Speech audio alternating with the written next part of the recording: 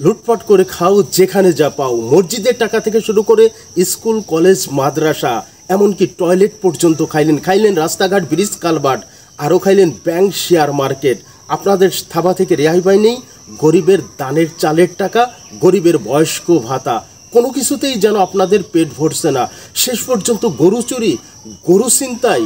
দর্শক, খুবই গুরুত্বপূর্ণ একটি সংবাদ রয়েছে দৈনিক কালবেলায়। দৈনিক কালবেলা থেকে আমি আপনাদের সাথে হুবহুব শেয়ার করছি, যার সংবাদ শিরোনামে বলা হচ্ছে ছাত্রলীগ নেতার বিরুদ্ধে গরু ছিনতাইয়ের মামলা। সিলেটের দক্ষিণ সুরমা উপজেলায় পিকআপ ভর্তি গরু ছিনতাইয়ের ঘটনায় ছাত্রলীগের এক নেতাসহ 8 জনের বিরুদ্ধে মামলা হয়েছে। মঙ্গলবার রাত 9টার দিকে দক্ষিণ সুরমা উপজেলার 7 মাইল মহাসড়কের খাজাকালু গ্রামের রাস্তার সামনে এ ছিনতাইয়ের ঘটনা ঘটে। এ ঘটনায় একজন ছিনতাইকারীকে গণধোলাই দিয়ে পুলিশের হাতে তুলে দিয়েছে স্থানীয়রা। পরে তার দেওয়া তথ্যের ভিত্তিতে জালালপুর ইউনিয়নের সবদলপুর থেকে 5টি গরু উদ্ধার করা হয়। এ বিষয়ে বুধবার দক্ষিণ সুরমা থানায় বাদী হয়ে মামলা দায়ের করেছেন সুনামগঞ্জের ছাতকের মণ্ডলী ভোগ এলাকার মৃত তাজউদ্দিনের ছেলে গরু ব্যবসায়ী গৌসউদ্দিন।